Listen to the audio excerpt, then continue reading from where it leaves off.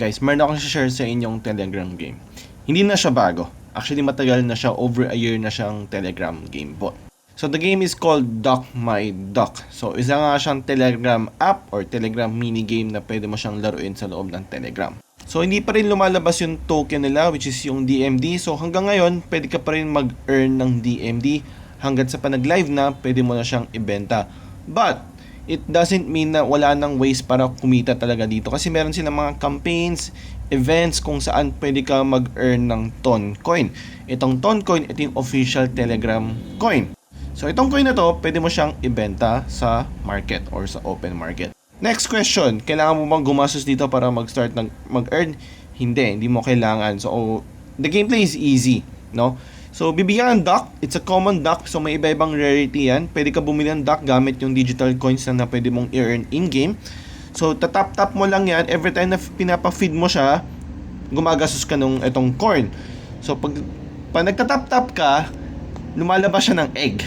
Naglalabas siya ng mga eggs. Now, lipat tayo dito naman sa mga eggs. So, every time na nagtatap-tap ka, nagbe-breed siya ng eggs or naglalabas siya ng eggs, lalabas yan dito. Then, isipin mo tong minigame na to sa loob ng Duck My Duck. It's para siyang Bejeweled kung saan magko-combine ka.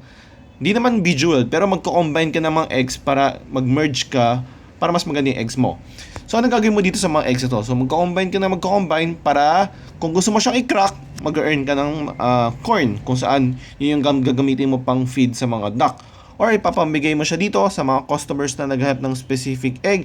Pag binigay mo yan, mag-earn ka ng music notes kung saan pag na-achieve mo yung certain amount of music notes, may makukuha kang mga eggs kung saan i-merge mo rin ulit sila. Ito naman yung battle pass nila kung saan kailangan mo gumastos ng Telegram stars. So, itong 299, may sarili silang stars pero that's equivalent to 1:1 siya sa Telegram stars. So, meron silang tatlong level of battle pass, parang gano'n, or monthly pass. So, Prince Ducker, King Ducker, and VIP Ducker kung saan, mas maganda yung mga perks na makukuha mo kung willing ka gumastos ng mas malaki. So, sa kakatap ko, ito na yung so far na earn kong DMD tokens na wala pang value, no? Kasi nga, di pa nga lumalabas. Every time na nagka-tap ka ng duck, tumataas din yung DMD mo. So, kung meron ka mas mataas na rarity na duck, mas malaki yung binibigay yung DMD token. So, paano makakuha ng mga rarity? So, kailangan mo yan i-merge din, magbe-breed ka. Kasi parang lumalakas din kasi yung mga duck to. Ay, mapapansin mo sa baba, may breeding sila. Hindi ko pa siya masyadong na-explore, but kutob ko para siyang Axie kung saan pahirap mag-breed, 'di ba? Na kung naalala niyo Axie Infinity, unang breed mura lang, 'di ba? Mura lang yung pag-breed niya, pero pag nagbe-breed ka ulit ng pa-breed ng same character, nagmamahal siya lalo. So I think ganito rin yung breed, tong breed 1 out of 5. So if interested ka laruin to, lilive ko na yung link sa bio ko.